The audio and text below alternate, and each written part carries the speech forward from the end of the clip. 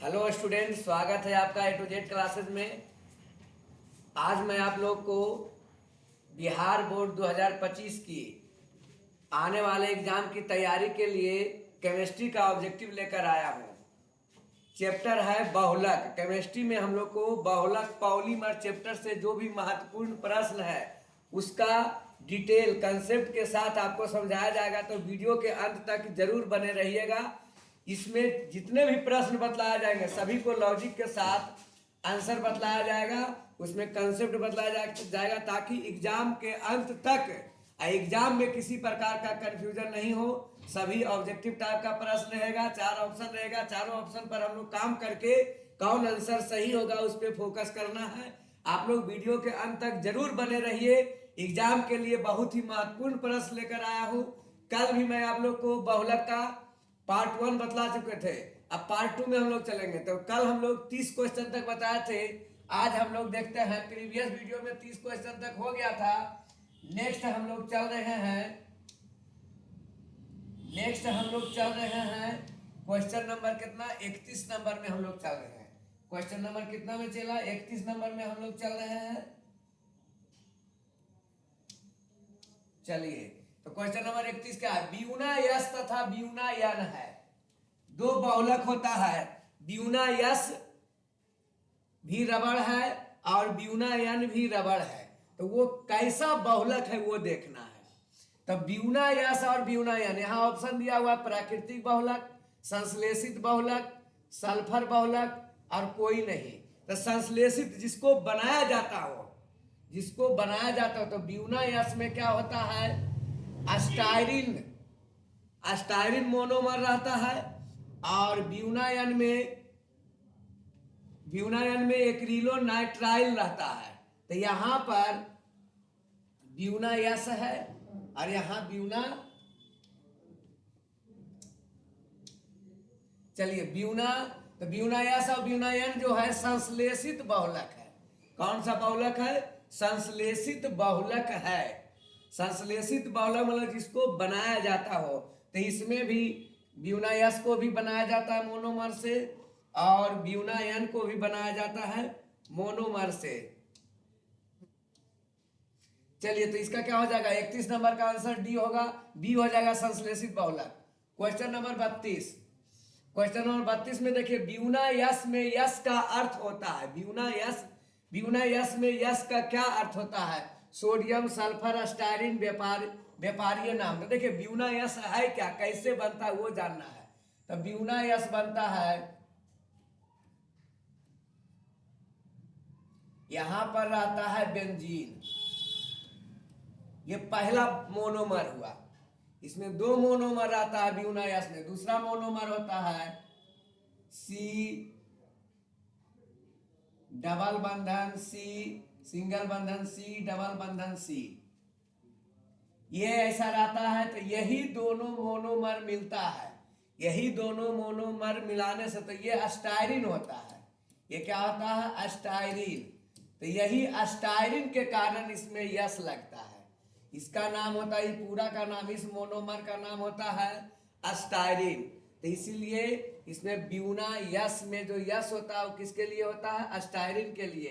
तो answer C होगा। आप लोग बहुलक पढ़ने से पहले ध्यान दीजिएगा, हमेशा बहुलक पढ़ने से पहले ध्यान दीजिएगा क्या कि मोनोमर हम लोग याद कर ले। जितना भी बहुलक है, पॉलीमर है, वो मोनोमर से बना होता है। तो पॉलीमर मोनोमर से बना होता है। तो मोनोमर यदि आप याद रखते हैं तो 90% कंसेप्ट आपका पॉलीमर का क्लियर हो जाएगा। यदि मोनोमर आपको याद हो जाता है पॉलीमर का, तो 90% प्रश्न पॉलीमर का जो रहता है मोनोमर पर आधारित रहता है।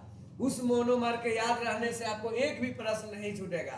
तो ध्यान से छात्र लोग ध्यान से सुनिए, क्या कहना चाह रहे हैं कि बहुलक चैप्टर पढ़ने से पहले, उसका ऑब्जेक्टिव या सब्जेक्टिव सोल्व करने से पहले आपको उसका मोनोमर याद करना पड़ेगा।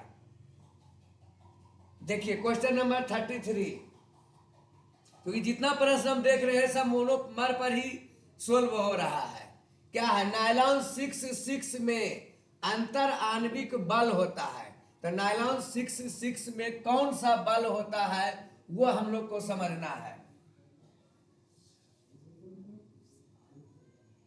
तो देखिए यहाँ पर नायलॉन 6 में 2 गो मोनोमर होता है। कौन कौन होता है ये जान लीजिए।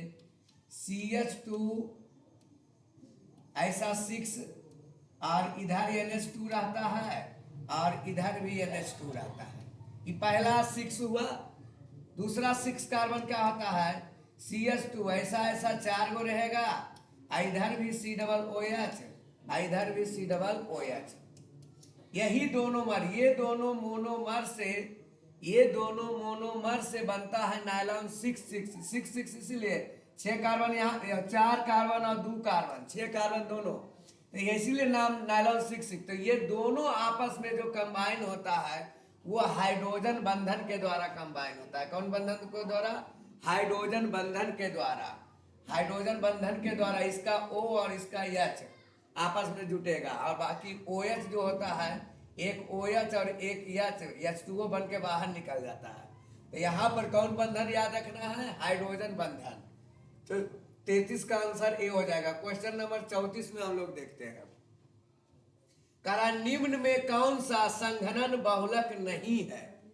निम्न में कौन सा संघनन बहुलक नहीं है, उसको ध्यान देना है कि कौन संघनन बहुलक हम लोग का नहीं है, वो हम लोग को ध्यान देना है।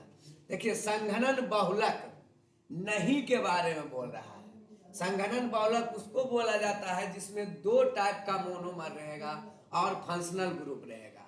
2 तरह का मोनोमर और फंक्शनल ग्रुप के साथ रहेगा। तो मुझे देखिए इसमें जो होता है इसका एक ऑप्शन नंबर डी में देखिए इसका नाम क्या है। P से होता है पॉली, T से होता है टेट्रा, F से फ्लोरो और E से इथीन। इसका पूरा क्या होता है CF2 डबल बंधन CF2। यही देखिए क्या हो गया टेट्रा फ्लोरो, 4 गो फ्लोरो होता है, इथीन मतलब 2 कार्बन के भी डबल बंधन। तो यहाँ पर देखिए कोई फंक्शनल ग्रुप नहीं है, कोई फंक्शनल ग्रुप नहीं है और एक ही मोनोमर से बना है। तो ये क्या होगा? संघनन बहुलक नहीं होगा। ये कौन बहुलक होगा? योगशील बहुलक होगा। ये कौन बहुलक होगा? योगशील बहुलक कहलाएगा या योगात्मक बहुलक कहलाएगा। तो यहाँ पर आंसर कौन हो जाएगा? PTFE। PTFE। क्वेश्चन नंबर 35 देखिए। क्वेश्चन कौन सा संघनन बहुलक है? ध्यान देना है। चलिए इसको मिटा लेते हैं, आप लोग स्क्रीनशॉट ले लीजिएगा। कौन सा संघनन बहुलक है वो हम लोग को देखना है। स्थिर से ऑब्जेक्टिव को समझना है कंसेप्ट के साथ, कोई दिक्कत नहीं। आप लोग खाली मोनोमर याद रख लीजिएगा, मोनोमर याद रहेगा हमेशा बनेगा। तो यहाँ पर देख रहा कौन संघनन बहुलक है वो चेक करना है। मतलब किसमें या तो 2 गो रहेगा, 2 गो मोनोमर से रहेगा और उसमें फंक्शनल ग्रुप रहेगा। तो देखते हैं यहाँ पर पॉलीस्टाइरीन पहला ऑप्शन है क्या? पॉलीस्टाइरीन ए नंबर वाला ऑप्शन में पॉलीस्टाइरीन क्या होता है? C डबल बंधन है, यहाँ रहता है बेंजीन रहता है, इसमें एक ही मोनोमर है, तो ये संघनन नहीं होगा। बी नंबर में है नियोप्रीन। नियोप्रीन क्या होता है? C रहेगा डबल बंधन C, सिंगल बंधन C, डबल बंधन C, यहाँ पर रहता है Cl, यहाँ पर आता है Cl। तो यहाँ पर भी देखिए कोई फंक्शनल ग्रुप नहीं है, एक ही मोनोमर है। सी नंबर में PAN पॉली एक्रिलोनाइट्राइल इसको बोलते हैं। PAN का पूरा नाम होता है क्या? ध्यान दीजिएगा, पॉली एक्रिलो ACROL एक्रिलोनाइट्राइल। इसका मोनोमर होता है क्या? C डबल बंधन C और CN रहता है। तो इसमें भी देखिए क्या है, एक ही प्रकार का मोनोमर है। तो यहाँ पर ये ABC ये जितना भी ये सब योगशील बहुलक है, संघनन बहुलक नहीं है। लेकिन संघनन चुनना है तो हम लोग को क्या हो जाएगा? Poly ethyl glycol phthalate. तो संघनन बहुलक इसमें कौन हो जाएगा? ABC ये सब योगशील बहुलक हुआ क्योंकि डबल बंधन वाला सब आया। तो यहाँ पर ऑप्शन नंबर डी हो जाएगा। क्वेश्चन नंबर 36 देखिए क्या है। PVC एक लक है। PVC का पूरा नाम देखिए क्या है? इसको स्क्रीनशॉट ले लीजिए। नेक्स्ट हम लोग देखते हैं पीवीसी, देखते हैं कि क्या है इसका पूरा नाम, पहले जानिए कि क्या होता है। बच्चा लोग, चेला लोग, देखो क्या नाम है, पीवीसी। पूरा नाम इसका होता है poly vinyl chloride. Poly vinyl chloride, इसका मोनोमर होता है क्या, डबल बंधन रहेगा और सीएल रहेगा। तो यहाँ पर क्लोरो और डबल बंधन का इथीन, क्लोरो इथीन, डबल बंधन है तो क्लोरो इथीन। तो ऑप्शन नंबर सी हो जाएगा। क्या हो जाएगा, ऑप्शन नंबर सी। यही पॉली क्लोरो बना, डबल बंधन के कारण इथीन, दो कार्बन है तो इथीन हुआ, डबल बंधन का है, और इसमें क्लोरो, तो क्लोरो इथीन। तो 36 का आंसर क्या हो जाएगा, सी। क्वेश्चन नंबर 37 हम लोग देखते हैं, कौन सा बहुलक सह बहुलक है। अब देखिए यहाँ पर दो बहुलक होता है, वो सम बहुलक, एक सह बहुलक। ध्यान दीजिएगा, एक होता है सम, एक होता है सह। तो सम बहुलक जिसमें एक ही प्रकार का, एक ही मोनोमर हो, इसमें एक ही तरह का एक ही प्रकार का मोनोमर रहेगा, एक ही प्रकार का मोनोमर, तो सम बहुलक। और दो प्रकार, दो या दो से अधिक प्रकार का मोनोमर रहेगा तो उसको बोलेंगे सह बहुलक। ध्यान देना है, सम बहुलक अगर जो बोलेगा तो एक ही, देखिए आपको शुरू बताया वीडियो के शुरू में ही कि टोटल कंसेप्ट मोनोमर पर है। अगर पॉलीमर का मोनोमर याद कर लेते हैं तो टोटल का सॉल्यूशन करने में आपको आसानी होगा और समझने में भी आसानी होगा। अगर मोनोमर याद नहीं है तो आपको जब हम कंसेप्ट के साथ यहाँ बतलाएंगे, उसका सॉल्यूशन भी देंगे, तो आपको दिक्कत होगी, क्योंकि मोनोमर आपको याद है नहीं। तो पहला काम आपका क्या है, यदि आप दिल से पढ़ना चाहते हैं, बिहार बोर्ड में बढ़िया नंबर लाना चाहते हैं, भविष्य में कुछ करना चाहते हैं, माता पिता के लिए कुछ करना चाहते हैं, तो आप दिल से पढ़िए, मेहनत कीजिए, अच्छा नंबर और अच्छी सफलता जरूर मिलेगी। तो आपको करना क्या है, पॉलीमर में आप जितना देखिए, कल 30 प्रश्न, प्रीवियस वीडियो में 30 प्रश्न करवाए थे और इस वीडियो में आप लोग को प्रश्न करवा रहे, तो सभी में मोनोमर की जरूरत पड़ रहा। तो मोनोमर आपको क्या करना है, हर हाल में मोनोमर डाउनलोड, या तो गूगल पे जाके डाउनलोड कर लीजिए कि मोनोमर और पॉलीमर आ जाएगा आपको सारणी, उसका टेबल आ जाएगा, या सीधे लिखेगा टेबल ऑफ मोनोमर, तो मोनोमर का टेबल आ जाएगा, उससे आप लिख करके उससे याद कर सकते हैं, या आप मैसेज भी कर सकते हैं, वहां से मैं आप लोग को उपलब्ध करा दूंगा। तो देखिए क्या है, मोनोमर याद होना चाहिए, तभी आपको ये वीडियो समझ में आएगा। क्योंकि जितना भी कंसेप्ट हम दे रहे हैं, इसका सॉल्यूशन करा रहे हैं, डिटेल से समझा रहे हैं, ऑब्जेक्टिव पे फोकस, तो उसमें मोनोमर की जरूरत पड़ रहा है। कौन सा बहुलक, यहाँ पर क्या हम लोग को देख रहे थे, सम बहुलक और सह बहुलक, सम बहुलक और सह बहुलक देख रहे थे। तो यहाँ पर देखिए क्या है, कौन सा सह बहुलक के बारे में बोल रहा है, कौन सा बहुलक जो है सह बहुलक, मतलब दो गो मोनोमर रहना चाहिए। तो यहाँ पर पॉलीप्रोपीन, तो प्रोपीन क्या होता है, सी सिंगल बंधन सी, डबल बंधन सी, ये पहला का मोनोमर हुआ, तो एक ही मोनोमर होता है। बी नंबर में दो गो मोनोमर होता है, नायलॉन 6 में बताए थे, प्रीवियस में भी देखिए यहाँ पर हम बताए थे, नायलॉन 6 में तो दो गो मोनोमर होता है। कौन कौन रहता है, तो CH2 रहेगा, कितना 6 बार रहेगा, और इधर भी NH2 और इधर भी NH2। दूसरा मोनोमर होता है CH2, ऐसा ऐसा 4 गो, और इधर C OH और इधर C OH, तो 4 और 2 6 कार्बन इसमें भी हो गया। तो दो मोनोमर से मिलकर बना हुआ है, तो सह बहुलक कौन हो गया, नायलॉन 6 नायलॉन 6 कौन हो गया, सह बहुलक। याद रखिएगा, जब दो मोनोमर से, दो तरह के मोनोमर से मिलकर बनेगा तो उसको बोला जाएगा सह बहुलक, और एक ही प्रकार के मोनोमर से मिलकर बनेगा तो उसको बोलेंगे सम बहुलक। याद क्या रखना है चला, फिर से आप लोग को बता रहे हैं, जब दो तरह के मोनोमर से मिलकर बनेगा तो उसको बोलेंगे सह बहुलक, और एक ही तरह के मोनोमर से मिलकर बनेगा तो उसको बोलेंगे सम बहुलक। चलिए क्वेश्चन नंबर 38 हम लोग चलते हैं। क्वेश्चन नंबर 38 क्या कह रहा है हमारा,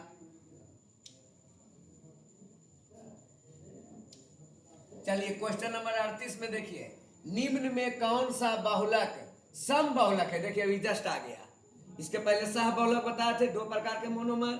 सम बहुलक एक ही मोनोमर से बनना चाहिए, तो एक ही मोनोमर से हम लोग देख लेते हैं। पहला ऑप्शन है बेकेलाइट, पहला ऑप्शन हम लोग देख रहे हैं क्या, बेकेल। तो बेकेलाइट में दो तरह का मोनोमर होता है, एक होता है फिनॉल बेंजीन के साथ OH, और दूसरा होता है फॉर्मल्डिहाइड, एक कार्बन का एल्डिहाइड CH होता है। ये दोनों, तो ये हो जाएगा सहबाहुलक, पहला समबाहुलक नहीं होगा। तीसरा बी नंबर में ऑप्शन क्या है, नायलॉन 66, इसमें भी दो तरह का मोनोमर, अभी जस्ट पिछला बार बताए हैं। सी नंबर बताया टेरिलीन, सी नंबर बताया टेरिलीन पॉलिस्टर, इसमें भी दो तरह का मोनोमर होता है।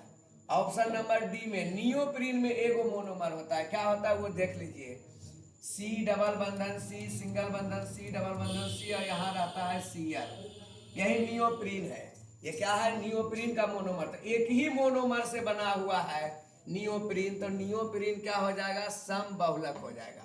तो 38 का आंसर डी होगा। आप मोनोमर जरूर याद कीजिए, क्योंकि मोनोमर से टोटल कंसेप्ट क्लियर हो रहा है। मोनोमर नहीं याद होगा, कंसेप्ट क्लियर नहीं होगा। यदि आप इसको रटना नहीं चाहते हैं, समझना चाहते हैं कंसेप्ट को, तो मोनोमर याद करके आइए और वीडियो देखिए, एकदम पूरा कंसेप्ट के साथ समझ में आ जाएगा। क्वेश्चन नंबर 39 देखिए क्या कह रहा है, निम्न कौन से बहुलक में प्रबल अंतरा आणविक बल होता है, मतलब मजबूत बल सबसे ज्यादा किसमें होता है। तो देखिए जिसमें ज्यादा मजबूत बल से रहेगा उसको गर्म भी कर देंगे तो नहीं पिघलेगा, मुलायम नहीं होगा। तो सबसे ज्यादा मजबूत बल होता है ताप दृढ़ थर्मोसेटिंग प्लास्टिक या थर्मोसेटिंग बहुलक, इसमें सबसे अधिक अंतरा आणविक बल होता है। तो आंसर क्या हो जाएगा, डी। इसी कारण से इसको गर्म करने पर यह मुलायम नहीं होता है। तो आप लोग ध्यान दीजिएगा कि सबसे मजबूत बल किसमें, कौन बहुलक में, तो ताप दृढ़ बहुलक में। क्वेश्चन नंबर 40 देखिए क्या कह रहा है, कैप्रोलैक्टम का उपयोग होता है। कैप्रोलैक्टम का उपयोग तो नायलॉन 6 में होता है। कैप्रोलैक्टम एक मोनोमर है, ध्यान से समझिए कैप्रोलैक्टम है क्या। तो क्वेश्चन नंबर 40 में हम लोग बता रहे हैं कैप्रोलैक्टम क्या होता है। तो C डबल बंधन O हो गया, यहां से C रहेगा, 6 को कार्बन रहेगा, दूसरा कार्बन, 3 कार्बन, चौथा कार्बन, यहाँ 5वां कार्बन और यहाँ 6ठा कार्बन, और बीच में यन रहता है और इसमें एक यच रहता है। ये कैप्रोलैक्टम का हुआ, 6 कार्बन और एगो नाइट्रोजन, 6 कार्बन और एगो नाइट्रोजन, तो ये कैप्रोलैक्टम होता है। यही मोनोमर से हम लोग को बनता है क्या, इसी मोनोमर से हम लोग को बनता है नायलॉन 66। कैसे बनता है वो भी ध्यान दीजिएगा। तो कुछ नहीं, यहाँ से ये डबल, यहाँ से ये बंधन टूट जाता है और दोनों अलग अलग हो जाएगा। तो इधर हो जाएगा क्या, C डबल बंधन O, उसके बाद C, फिर C, कितना 6 कार्बन हो जाएगा, 1 2 3 4 5 6 कार्बन। इधर यन के साथ यच रहेगा, यन के साथ यच, इधर भी एक बंधन खाली और इधर भी एक बंधन खाली, इधर कार्बन की तरफ नाइट्रोजन का बंधन खाली, कार्बन का भी बंधन खाली और नाइट्रोजन का, ऐसा यन ग्रुप रहेगा। इसी को बोलते हैं नायलॉन 6, इसी को बोलते हैं नायलॉन 6। तो कैप्रोलैक्टम से क्या बनता है, नायलॉन 6। तो हमारा प्रश्न क्या था, कैप्रोलैक्टम का उपयोग होता है किसमें, नायलॉन 6 में। क्वेश्चन नंबर हम लोग 41 देखेंगे क्या, प्राकृतिक रबड़ एक बहुलक है। तो प्राकृतिक रबड़ जो होता है आइसोप्रीन का बहुलक, आइसोप्रीन से बनता है क्या, प्राकृतिक रबड़। याद कीजिएगा प्राकृतिक रबड़ किससे बनता होता है, किस प्रकार का बहुलक है, तो आइसोप्रीन। ये याद रखना है आप लोग को कि प्राकृतिक रबड़ एक बहुलक है किसका, आइसोप्रीन का।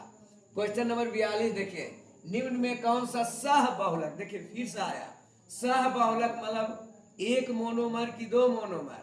तो सह बहुलक में 2 मोनोमर और सम बहुलक में 1 मोनोमर। तो सह बहुलक आया है। तो ब्यूना यस में देखिए 2 गो मोनोमर होता है, ब्यूना यस में 2 गो मोनोमर होता है। कौन कौन होता है वो आप लोग को बताते हैं, इसको पहले इसको स्क्रीनशॉट ले लीजिए। इसको हम लोग फिर करते हैं क्या, तो हम लोग देखते हैं कैसे ब्यूना यस आंसर हुआ। दो मोनोमर कौन कौन होता है, आप लोग को बार बार बोल रहे हैं मोनोमर याद कीजिए, तुरंत आंसर आ जाता।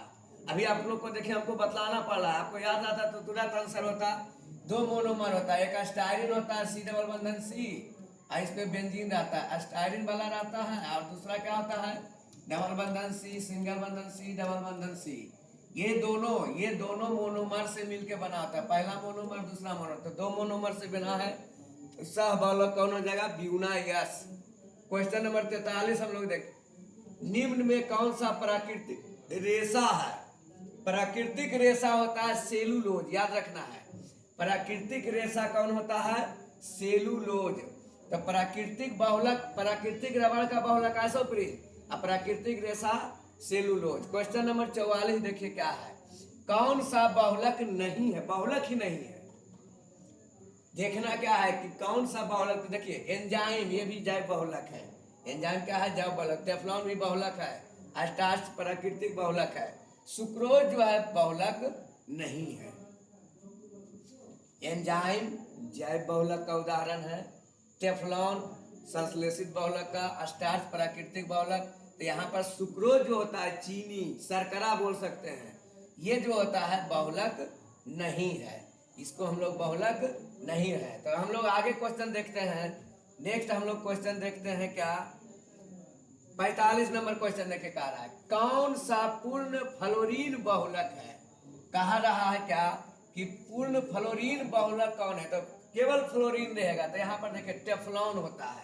टेफ्लॉन का मोनोमर क्या होता है, CF2 डबल बंधन CF2, इसी से बना होता है। तो देखिए टोटल के टोटल F से बना हुआ है, तो यही हुआ फ्लोरीन वाला बहुलक कौन हो गया, टेफ्लॉन। नियोप्रीन में फ्लोरीन नहीं होता है, PVC में भी फ्लोरीन नहीं होता है, थियोकॉल में भी फ्लोरीन नहीं होता। तो फ्लोरीन वाला कौन हो जाएगा, नायलॉन 66।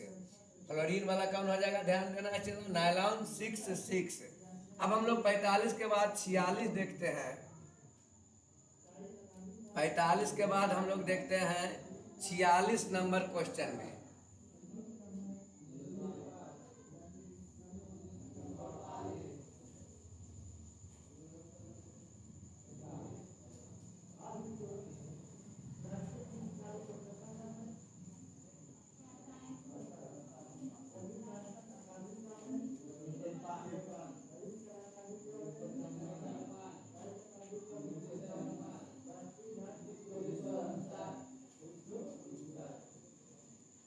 ध्यान देना आप लोग को, मोनोमर जरूर याद कीजिए, क्योंकि मोनोमर के बिना आप चैप्टर नहीं पढ़ सकते हैं। मोनोमर के बिना आप लोग अगला चैप्टर नहीं कर सकते हैं।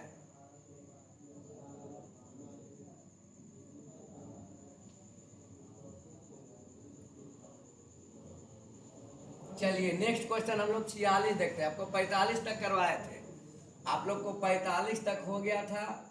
नेक्स्ट हम लोग को देखना है क्वेश्चन नंबर 46। नेक्स्ट हम लोग को देखना है क्वेश्चन नंबर क्या, 46। चलिए कोई दिक्कत नहीं, मोनोमर जरूर याद रखना है चला, क्योंकि मोनोमर के बिना इस चैप्टर को तुम नहीं समझ सकते हो। मोनोमर के बिना इस क्वेश्चन को नहीं, इस चैप्टर को नहीं समझ सकते हो। तो आप लोग को मोनोमर जरूर याद कर लेना है। चलिए तो नेक्स्ट क्वेश्चन हम लोग देखते हैं। नेक्स्ट क्वेश्चन नंबर 46 देखते हैं। चलिए हमारा क्वेश्चन आ गया, टोटल क्वेश्चन आ गया। देखना है क्वेश्चन नंबर 46 क्या कहता है। तो क्वेश्चन नंबर 46 में कह रहा है और लोन में होता है, तो विनाइल क्लोराइड तो होता है पीवीसी में, हम लोग जानते हैं। आइसोप्रीन प्राकृतिक रबड़ होता है। तो और लोन होता है ऑर्कोलोन में, किसमें याद रखना है, ऑर्कोलोन में। यहाँ आंसर गलत लिखा गया, इसलिए इस आंसर पे ध्यान नहीं देना है, ऑर्केलीन में होता है। क्वेश्चन नंबर 47 देखिए क्या कह रहा है, कौन सा पॉली एमाइड है। पॉली एमाइड कौन सा बहुलक है। तो पॉली एमाइड देखिए नायलॉन 66 को पॉली एमाइड इसलिए बोलते हैं क्योंकि इसमें एमाइड बंधन बनता है, देखना है, ध्यान देना है।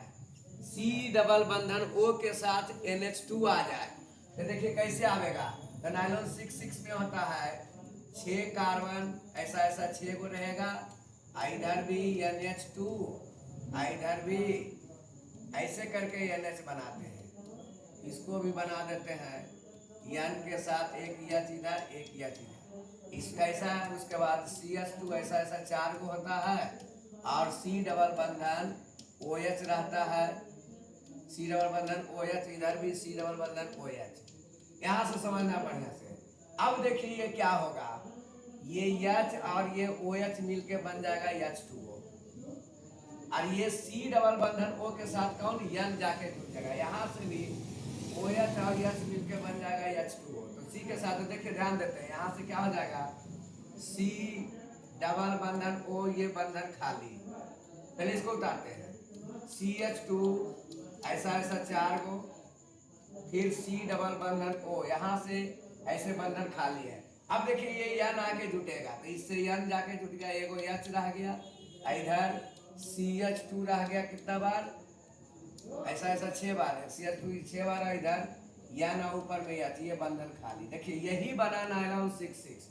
तो C डबल बंधन OH जो ये बना, यही एमाइड कहलाया। CONH2 होता है एमाइड का, CONH2। तो यहाँ पर एमाइड, पॉलीएमाइड कौन हो जाएगा, नाइलॉन 6। याद करना है। क्वेश्चन नंबर 48, मोनोमर याद है तो देखिए कंसेप्ट निकल गया। मोनोमर नहीं याद रहेगा, कंसेप्ट नहीं निकाल पाइएगा आप लोग। क्वेश्चन नंबर 48 में देखिए कह रहा, निम्नलिखित में कौन को बहुलक है।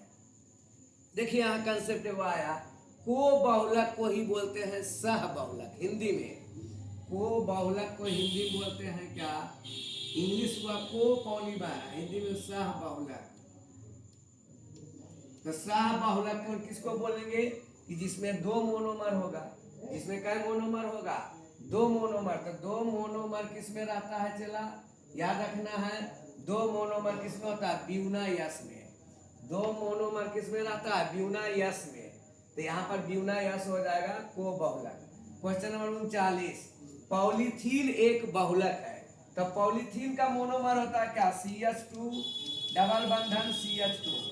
इथीन, यहाँ बी नंबर ऑप्शन है, बी नंबर ऑप्शन क्या है, इथीन।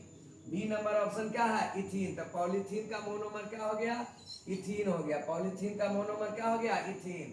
तो 49 का हम लोग को बी देखे। क्वेश्चन नंबर 50, गन्ने की चीनी के जल अपघटन से, मतलब गन्ना शर्करा है या चीनी बोल सकते हैं, तो गन्ना का जो चीनी है शर्करा, जल अपघटन कराने पर जब भी, ध्यान देना, देखिए इसको अभिक्रिया को हम लोग समझाते हैं,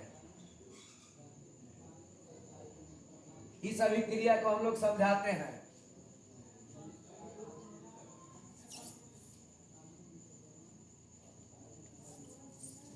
चलिए ध्यान से समझना है। चला, चीनी का सूत्र आप लोग जानते होंगे, C12H22O11।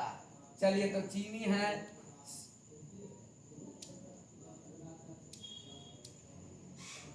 C12H22O11।